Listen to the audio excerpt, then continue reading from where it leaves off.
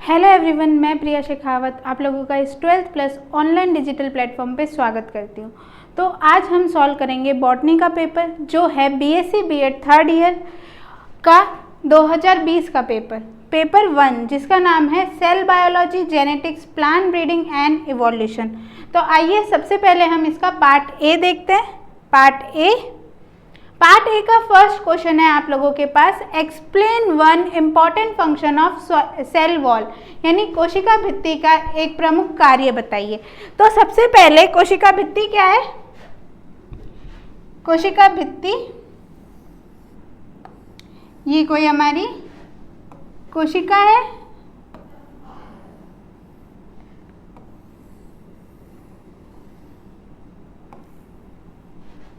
ये हमारी कोई कोशिका है और ये है कोशिका भित्ति। और ये कैसी कोशिका है, कैसा सेल है? प्लांट सेल, पादप कोशिका है। तो इसके अंदर जो बाह्य परत होती है, जो सबसे बाहरी परत होती है, उसको हम बोलते हैं कोशिका भित्ति।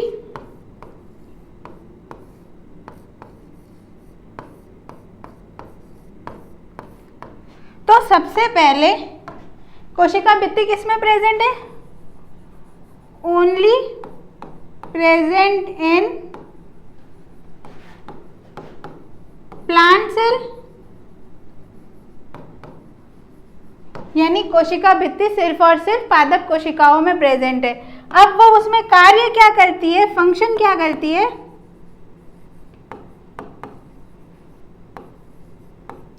यानी कार्य क्या करती है? तो उसके कार्य हैं सबसे पहले मैकेनिकल सपोर्ट प्रोवाइड करना, मैकेनिकल सपोर्ट टू प्लांट, यानी यांत्रिक सहायता देती है पादप कोशिकाओं को या पादप को। उसके अलावा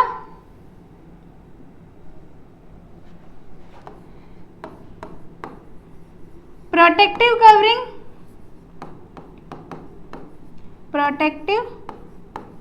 covering as it protects cell from outer environment and infection।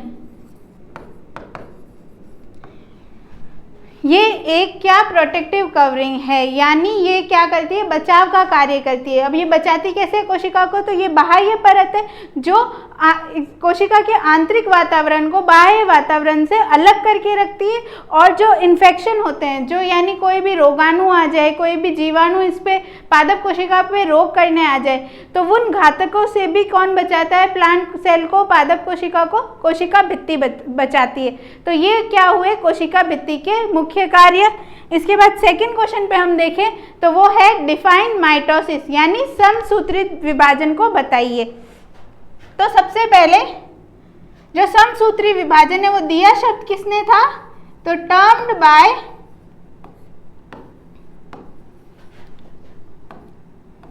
Fleming.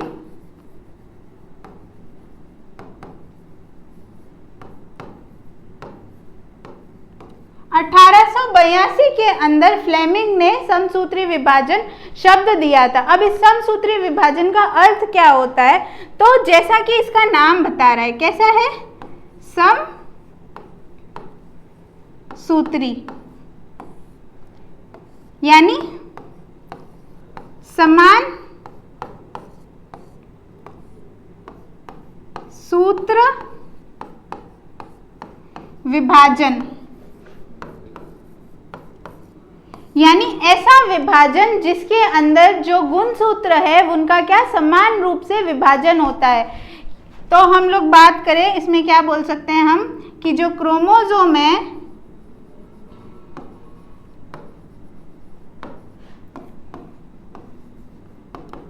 Divide in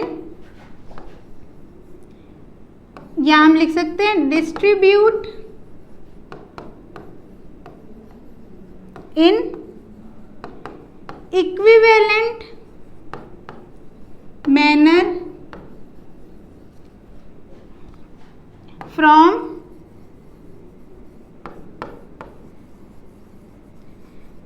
parent cell to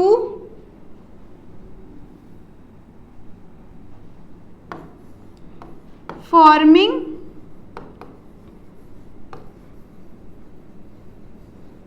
daughter cell। इसका मतलब क्या है, जो गुणसूत्र है वो समान रूप से विभाजित होता है, विसरित होता है जनक कोशिका से, जो दो संतति कोशिकाएं बन रही है उसके अंदर। अगर इसी चीज को हम थोड़ा डायग्रामेटिकली देखें तो ये हमारे पास क्या है, जनक कोशिका, और ये हमारा न्यूक्लियस, ये क्या है, पेरेंट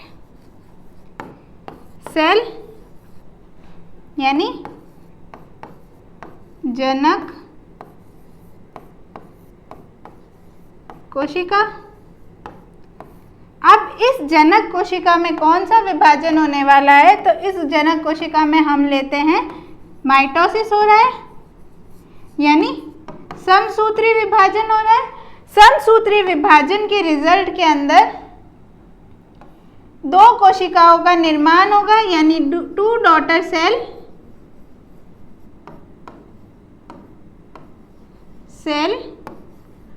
फॉर्म्ड, यानी दो संतति कोशिकाओं का निर्माण होगा।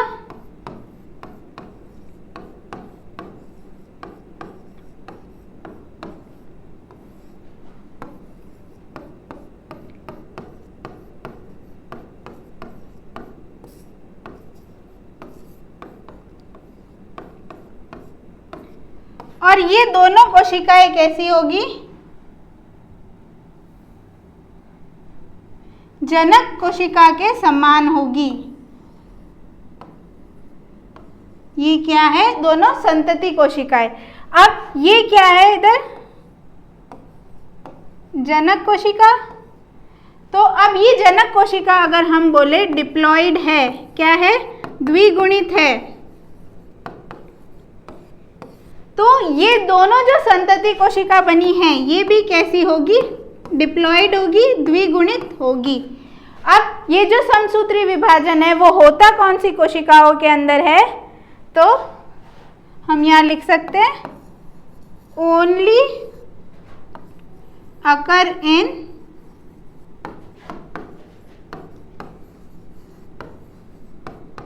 वेजिटेटिव सेल,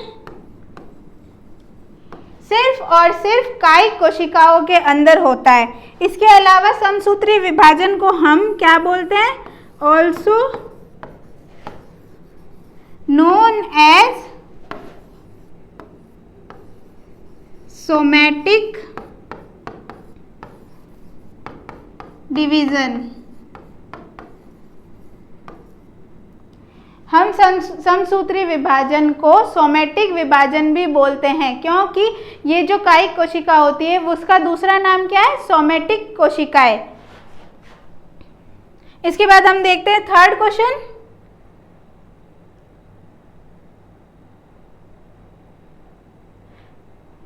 इसके बाद देखते हैं थर्ड क्वेश्चन जो है विच protein is formed in chromosome, यानी कौन सा प्रोटीन है जो गुणसूत्रों में पाया जाता है। तो गुणसूत्रों के अंदर जो प्रोटीन पाया जाता है उसका नाम है हिस्टोन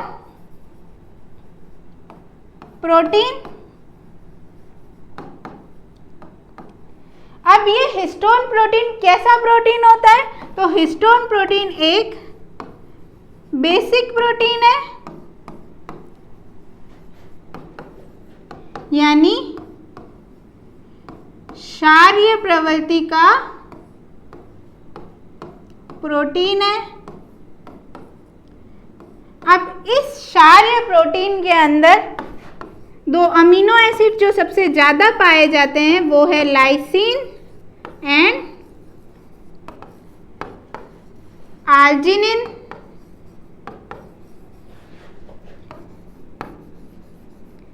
लाइसिन और आर्जिनिन अमीनो अम्ल किस हिस्टोन प्रोटीन के अंदर पाए जाते हैं।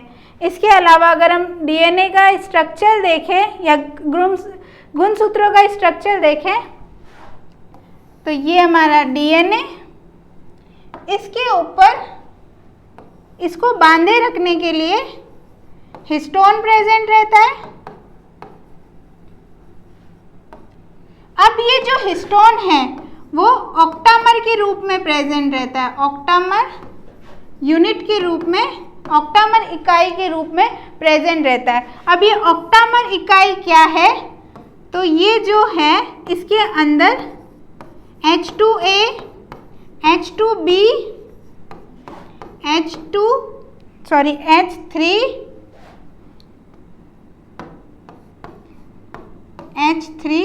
एंड H4 ये 4 हिस्टोन की उप इकाइयाँ पाई जाती है। ये चारों मिलकर हिस्टोन ऑक्टामर बनाती है और वो डीएनए को बांधे रखता है। ये 4 हिस्टोन के अलावा एक और हिस्टोन प्रेजेंट होता है जो है H1 हिस्टोन। ये H1 हिस्टोन क्या करता है, ये दूसरा हिस्टोन ऑक्टामर, यहाँ पर बीच में एक हिस्टोन H1 हिस्टोन प्रेजेंट होगा जो 2 लिंकर डीएनए को जोड़ता है। तो इससे हमें क्या पता चला, हमारे क्वेश्चन का आंसर क्या है, हिस्टोन प्रोटीन जो क्रोमोसोम गुणसूत्रों में पाया जाता है। अगला क्वेश्चन देखते हैं हम। अगला क्वेश्चन है डिफाइन नलीसोमी, यानी द्विन्यून सूत्रता को समझाइए बताइए। तो द्विन्यून सूत्रता क्या है, सबसे पहले तो ये एक जीनोम म्यूटेशन है, यानी उत्परिवर्तन है।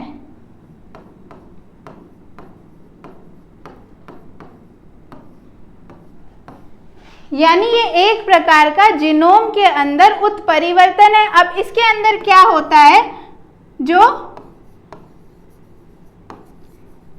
होमोलोगस क्रोमोसोम होते हैं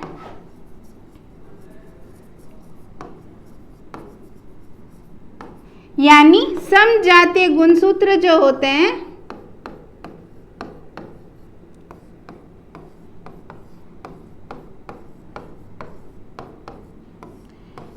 उन समजातीय गुणसूत्रों में से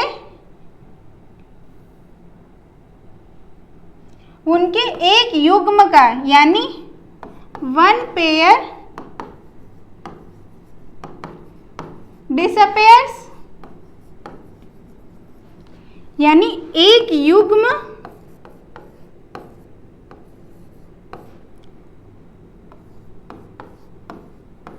गुणसूत्र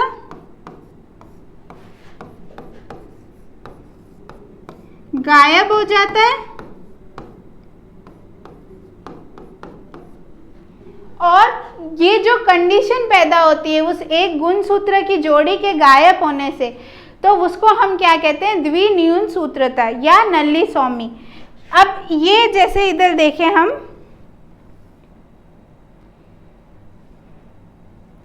यहाँ डायग्राम में देखें हम, तो ये मान लेते हैं हम क्या है हमारा डिप्लॉयड नॉर्मल क्रोमोसोम वाला सेल, यानी एक कोशिका है जिसके अंदर द्विगुणित क्रोमोसोम पाए जा रहे हैं, यानी सारे के सारे नॉर्मल जो है सामान्य जितने होते हैं क्रोमोसोम उतने क्रोमोसोम इसमें उपस्थित है। अब इसके अंदर होगा क्या, एक युग्म जोड़ी जो है यानी एक गुणसूत्र की जोड़ी जो है वो अगर गायब हो जाए तो कुछ ऐसी कोशिका का निर्माण होगा। इसमें मान लेते हैं हमने 3 जोड़ी क्रोमोसोम थे, सामान्य कोशिका के अंदर 3 जोड़ी क्रोमोसोम थे जो उसके द्विगुणित क्रोमोसोम होते हैं, डिप्लॉयड क्रोमोसोम्स थे।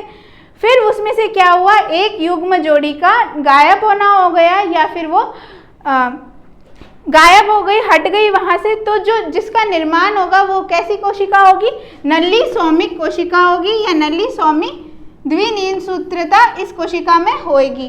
तो इसको हम कैसे लिख सकते हैं, 2n-2, यानी एक सामान्य कोशिका में कितने क्रोमोसोम की संख्या है, 2n है, यानी उसके अंदर द्विगुणित कोशिका है वो, उसमें से एक क्रोमोसोम की जोड़ी यानी 2 क्रोमोसोम क्या हो गए, गायब हो गए। तो अब हम उसको कैसे लिख सकते हैं, 2n-2। तो ये क्या हुई, द्विन्यून सूत्रता। तो यहाँ पर ऊपर ही लिख देती हूँ कि ये क्या है, 2n-2 कंडीशन। इसके बाद हम नेक्स्ट क्वेश्चन देखते हैं जो है व्हाट आर लीथल जीन्स, यानी घातक जीन्स क्या है। तो जैसा इनका नाम बता रहा है, ये क्या है, घातक है, लीथल है। तो हम इनको क्या करेंगे, लीथल जीन्स आर जीन्स और genotype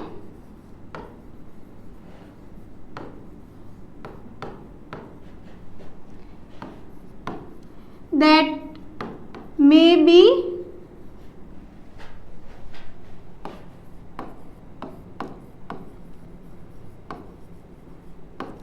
homozygous,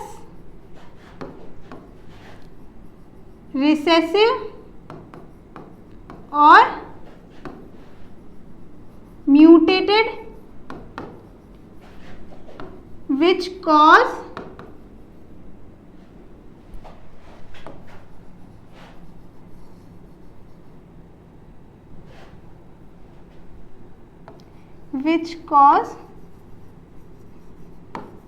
death of organism।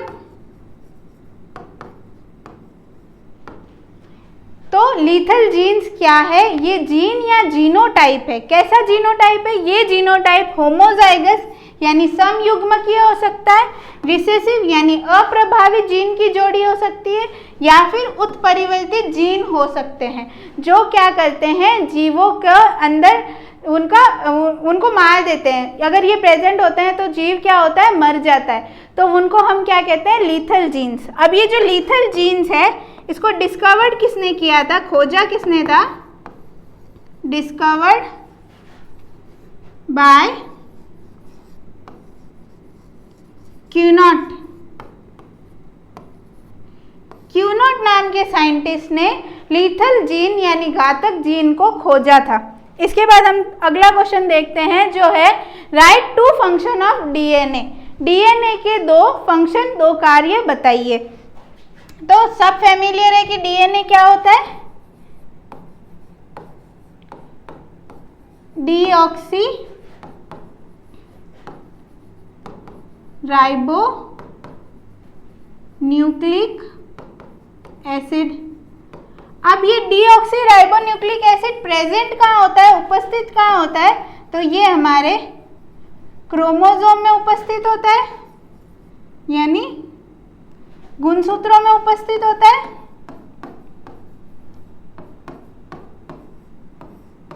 अब इसके कार्य देखें, हम फंक्शन देखें,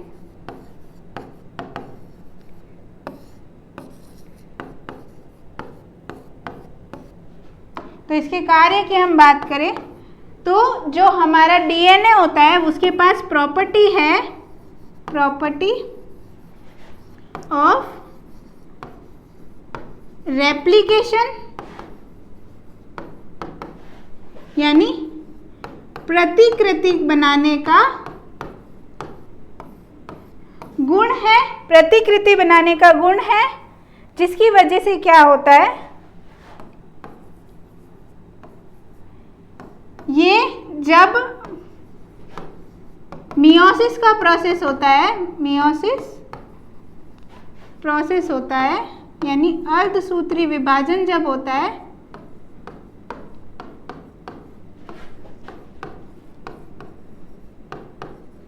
उस अर्धसूत्री विभाजन के अंदर जो गैमेट सेल बनते हैं, यानी जो जनन कोशिका बनती है, उसके अंदर ये क्या करता है, रिकॉम्बिनेशन करता है बाय क्रॉसिंग ओवर,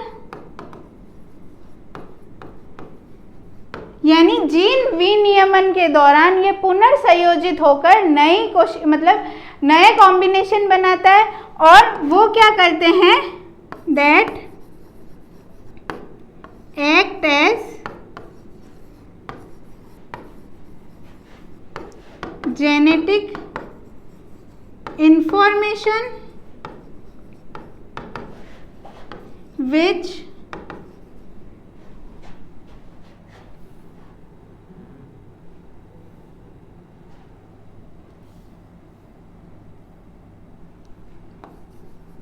transfer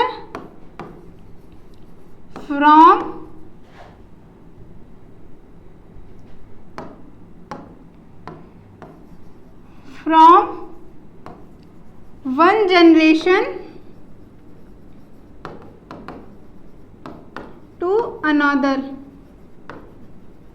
यानी हमारे डीएनए जो क्रोमोसोम में प्रेजेंट होते हैं उनके पास अपनी प्रतिकृति बनाने का गुण होता है। वो प्रतिकृति बनाते हैं, फिर अर्धसूत्री विभाजन के दौरान वो पुनर्संयोजित होते हैं, जीन विनियमन करते हैं, और उसके बाद वो कैसे काम करते हैं, जेनेटिक मटेरियल यानी आनुवांशिक पदार्थ के तरीके से काम करते हैं, जो एक पीढ़ी से दूसरी पीढ़ी में आनुवांशिकता को लेकर जाता है, आनुवांशिकता बनाए रखता है। तो डीएनए का काम क्या हुआ, आनुवांशिकता बनाए रखना, और दूसरा काम क्या हुआ, help in protein synthesis by process of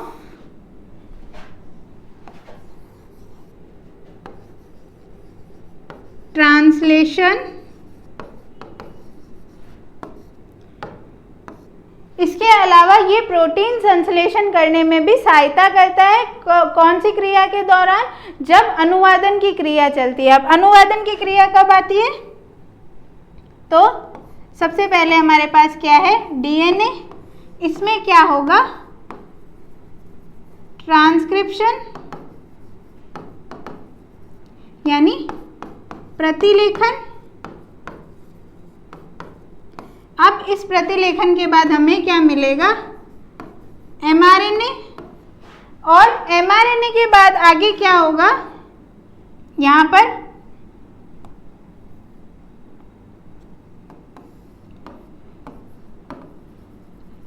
translation की क्रिया होगी, यानी अनुवादन की क्रिया होगी, और एमआरएनए से किसका निर्माण होगा, प्रोटीन का, या फिर हम बोले जीन का।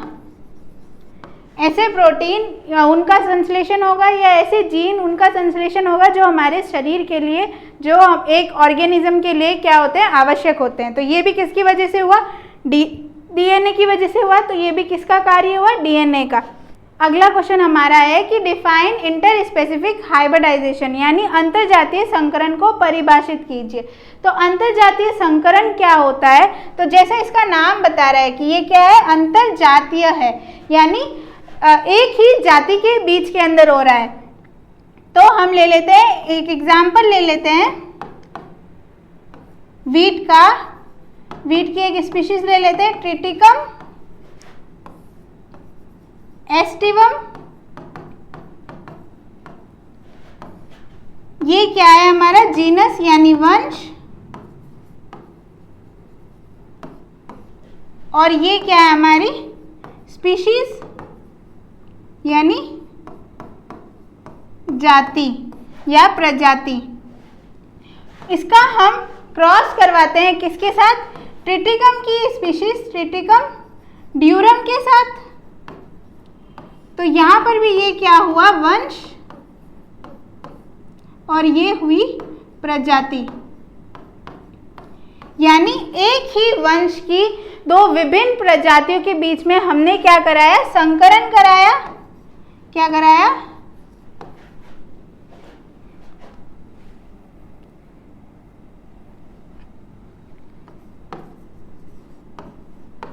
हाइब्रिडाइजेशन कराया, जिससे हमें यहाँ पर क्या मिला, हाइब्रिड मिला, यानी एक ऐसा जीनस मिला, एक ऐसी स्पीशीज मिली इस जीनस की जिसके पास क्या, इसके भी गुण है और इसके भी गुण है, तो उसको हमने क्या कहा, संकरित प्रजाति। तो हम इसको कैसे लिख सकते हैं, when hybridisation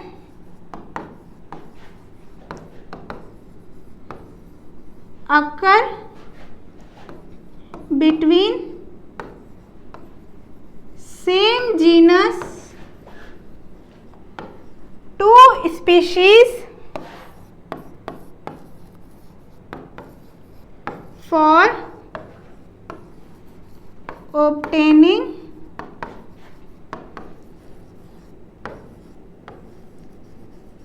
some specific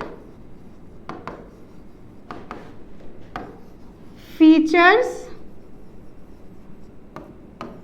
of both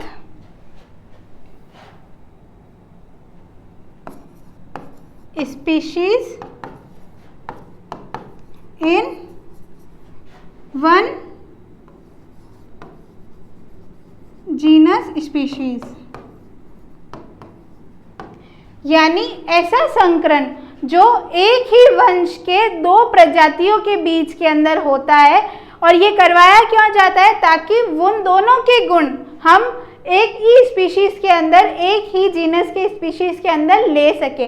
जैसे हमने ऊपर देखा कि हमने गेहूं की दो वैरायटियों को क्रॉस कराया, दो प्रजातियों को क्रॉस कराया, क्या करवाया, उनके बीच में संकरण कराया, हाइब्रिडाइजेशन कराया, और हमें इन दोनों का क्या मिलेगा, संकरित प्रजाति मिलेगी, किसकी, वीट की, ट्रिटिकम की, और उसके पास क्या होंगे, ट्रिटिकम एस्टिवम और ट्रिटिकम ड्यूरम दोनों के गुण होंगे। तो ये था इंटर स्पेसिफिक हाइब्रिडाइजेशन यानी अंतरजातीय संकरण। इसके बाद हम नेक्स्ट क्वेश्चन देखते हैं जो है डिफाइन इन सिटू कंजर्वेशन यानी स्वस्थानीय संरक्षण को परिभाषित कीजिए। तो सबसे पहले ये कैसा कन्वर्जेशन है, conservation that occur in its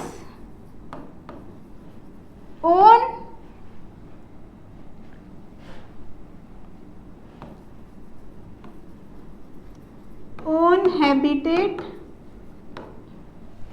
or place of the biodiversity, यानी जैव विविधता का क्या संरक्षण उन्हीं के खुद के स्थान पर, उन्हीं के खुद के आवास पर, या तो उसको हम क्या कहते हैं, इन सिटू कंजर्वेशन, या फिर जो क्या बोलते हैं, स्वस्थानीय संरक्षण। अब ये इसके एग्जाम्पल हम देखें तो एग्जाम्पल क्या क्या होंगे, बायोस्फीयर रिजर्व,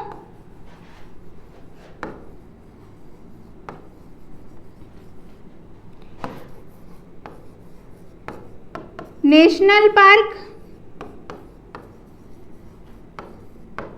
तो ये क्या है, इनके एग्जाम्पल है। जैसे राष्ट्रीय उद्यान के अंदर हम क्या करते हैं, जो जाति जहाँ की है, जो डाइवर्सिटी, जो विविधता, जैविक विविधता उस एरिया की है, उसी को हम क्या करते हैं, संरक्षित एरिया, संरक्षित क्षेत्र घोषित कर देती है हमारी गवर्नमेंट, और वो वहीं पर रहते हैं। ऐसा नहीं कि उनका संरक्षण करने के लिए हम उनको वहाँ से कहीं और जगह पे लेकर आते हैं, उनके खुद के स्थान पर उनको संरक्षित करते हैं। तो उस तरीके को हम क्या कहते हैं, स्वस्थानीय संरक्षण। इसके बाद हम नेक्स्ट क्वेश्चन देखते हैं जो है explain the term allele. Allele का मतलब समझाइए, एलिल शब्द को बताइए। तो एलिल शब्द क्या है, एलिल मीन्स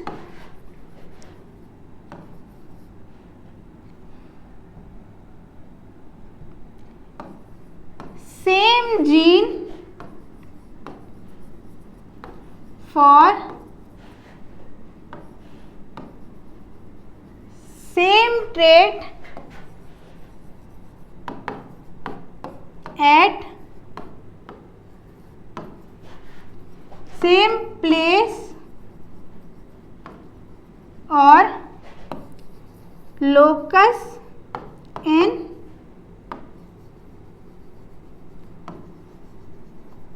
homologous क्रोमोसोम। यानी एलील क्या है? एक ही जीन है जो क्या करता है, किसमें प्रेजेंट होता है? समजातीय गुणसूत्रों में प्रेजेंट होता है। किसके लिए? एक ही गुण को दर्शाता है, एक ही स्थान पे प्रेजेंट होता है दोनों गुणसूत्रों में, उसको हम क्या कहते हैं? एलील। जैसे यहाँ पर एग्जाम्पल में आप देख सकते हो कि ये क्या है? दो होमोलोगस क्रोमोसोम है, यानी समजातीय क्रोमोसोम है, गुणसूत्र है। ये क्या है? पैटर्नल, और ये मैटरनल। अब इनके अंदर क्या है? एक ही जीन प्रेजेंट है इस स्थान पर, जो दोनों क्या है? किसके लिए है? जीन फॉर आई कलर, यानी आंखों के रंग के लिए क्या है? जीन है। अब इसके अंदर मान लेते हैं ये ब्लैक कलर है, ये ब्लैक कलर के जो आंखें हैं उनका काले रंग के लिए है, और ये ब्राउन कलर के लिए है। पर इसका काम क्या है इस एलील का? ये एक ही जीन है, एक ही तरीके का गुण दे रहा है, यानी आंखों का कलर ही प्रदान कर रहा है। फिर इन दोनों जीन के अंदर क्या हुआ? प्रतिकृति हुई, यानी रेप्लिकेशन का प्रोसेस हुआ, इनकी प्रतिकृति बनी। अब ये जो जीन है ये भी किसके लिए है? आंखों के कलर के लिए ही है। पर अब ये दोनों क्या अलग अलग जाएंगे, यानी इसमें से कौन सा इसके साथ मिक्स होगा और कौन सा रंग देंगे, तो वो इनके ऊपर निर्भर करता है। जब जो लॉ ऑफ सेग्रीगेशन, मेंडल का जो नियम है उसको फॉलो होकर जो कौन से जर्म सेल के अंदर कौन सा कॉम्बिनेशन बनेगा, वो उस पर निर्भर करता है कि कौन सा रंग आगे जाकर प्रभावी होगा। पर एक ही जीन, एक ही गुण के लिए, एक ही जगह पर दो होमोलोगस क्रोमोसोम के अंदर, यानी समजातीय गुणसूत्रों में जब प्रेजेंट होता है, उपस्थित होता है, उसको हम क्या कहते हैं? एलील। इसके बाद हम अगला क्वेश्चन देखते हैं जो है व्हाट इज इवोल्यूशन। इवोल्यूशन क्या है? विकास क्या है? तो जैसा क्या है विकास? विकास क्या होता है? किसी भी जीव के अंदर धीरे धीरे, स्टेप बाय स्टेप, एक चरण से दूसरे चरण में इवोल्यूशन होता है, विकास होता है। उससे क्या होता है? द प्रोसेस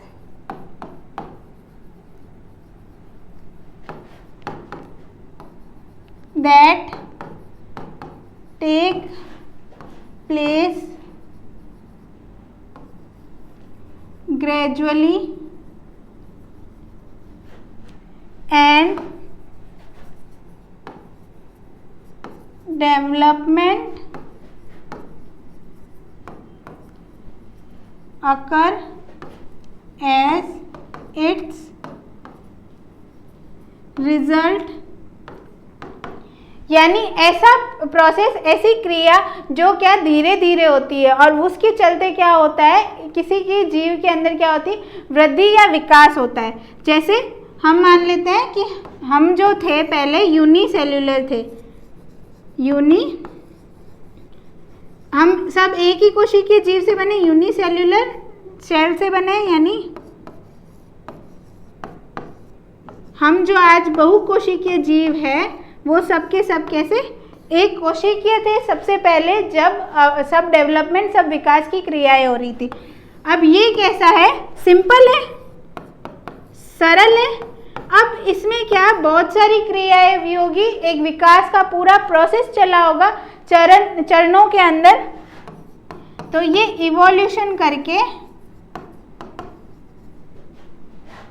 क्या बनाएगा? इसने क्या बना लिया? मल्टी सेल्यूलर ऑर्गेनिज्म या मल्टी सेल्यूलर सेल, यानी बहुकोशिकीय जीव या बहुकोशिकीय कोशिकाएं बना ली, जो कैसी होती है? कॉम्प्लेक्स होती है, यानी जटिल होती है।